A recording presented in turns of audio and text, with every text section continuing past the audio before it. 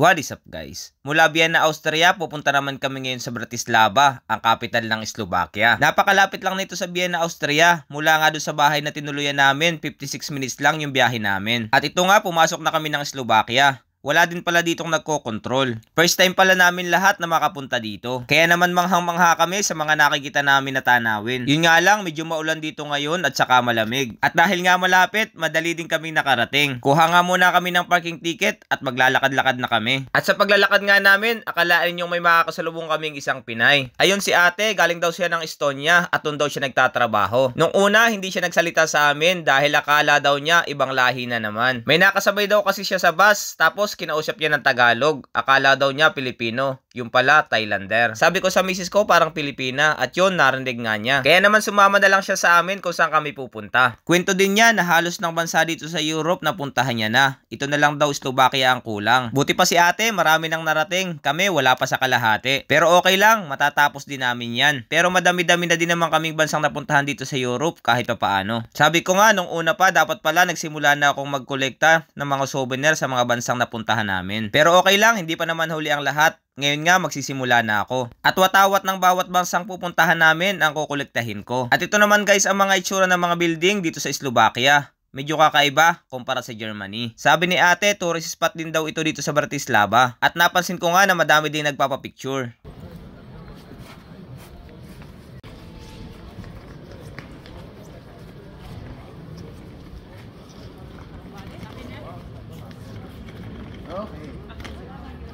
Pagkatapos namin sa city, may na-search sila na isa daw castle. Kaya naman dun kami pupunta ngayon. At isinama na nga namin si ate para hindi na siya magbas papunta doon. Hindi naman ito kalayuan dun sa city, kaya naman ilang minuto lang ay nakarating na kami. Yun nga lang guys, dahil holiday ngayon, sarado daw pala itong castle. Pero ganun pa man, bumaba na din kami para makapaglakad-lakad. Pagpasok nga namin, napansin ko agad ito parang gate na ito dahil sa mga tama ng bala. Sigurado ako na malungkot yung istorya kung ano man yung nangyari dito. Ay, mga bala oh.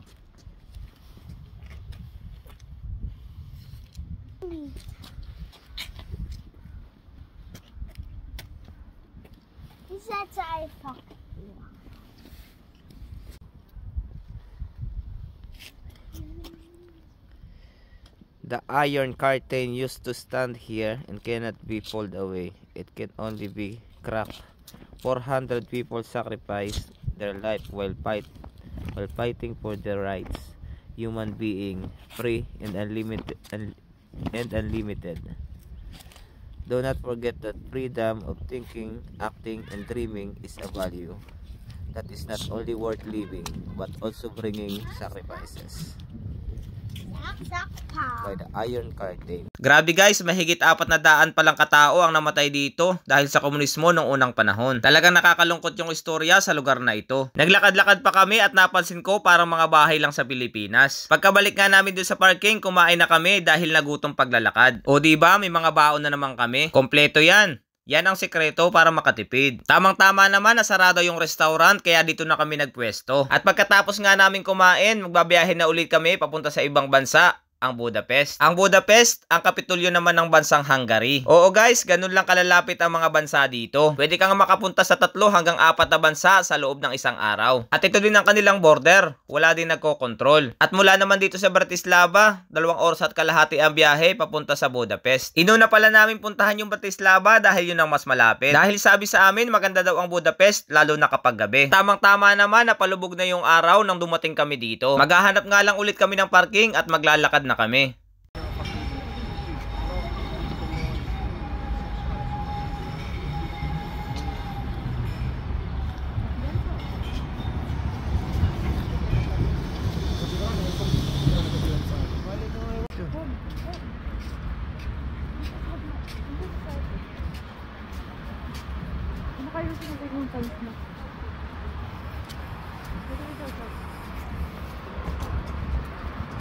Grabe guys, tama sila, sobrang ganda dito, lalo na kung sa personal. Tulad ng tulay na ito, ang daming taong naglalakad, pero kaunti yung mga sasakyan na dumadaan. At pupunta nga kami ngayon doon sa overlooking para makita namin yung view dito sa ibaba.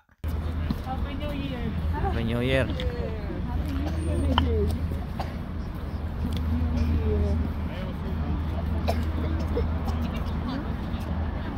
Ang haba naman ng pila para bumili ng ticket para naman sumakay papunta dun sa itaas.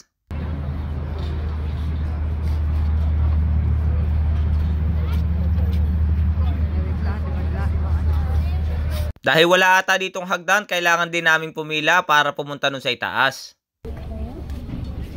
Ticket. Bate. Okay, go. Okay.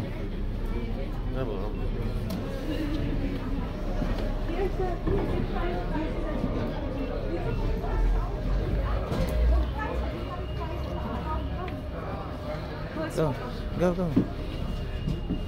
Yung ticket mo, anak ko, wala.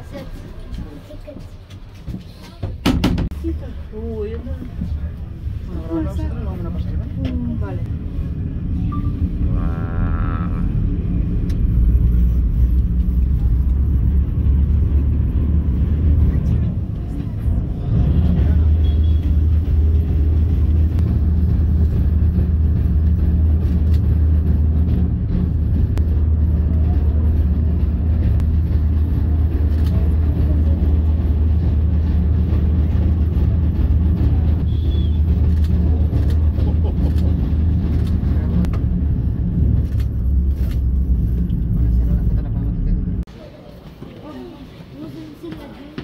Yun guys, andito na kami sa taas at ang daming ang tao. Maghihintay nga lang kami ng kaunti at mamaya-maya didilim na. Maganda daw ang view dito lalo na kapag gabi.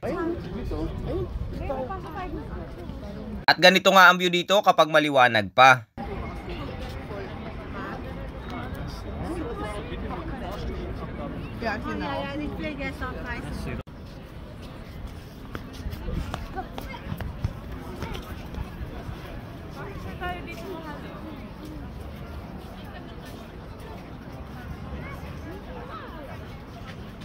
At ganito naman kapag gabi na. Grabe guys, sobrang ganda nga. Buhay na buhay talaga ang turismo dito sa sobrang ganda ng lugar.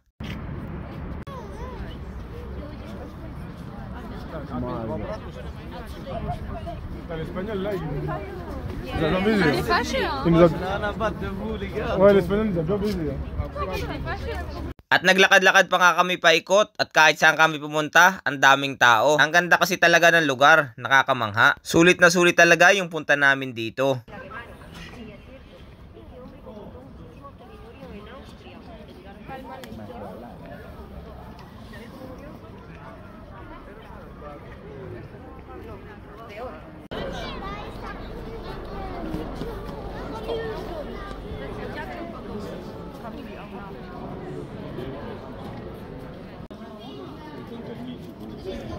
So paano guys, hanggang dito na lang at babalik na rin kami ng Austria. Sana nag-enjoy din kayo sa panonood. Sigurado ako na marami pa kaming mapupuntahang bansa. At syempre, isasama ko kayo. Makikilike naman kung nagustuhan nyo yung video ko. Hanggang sa muli. Ciao!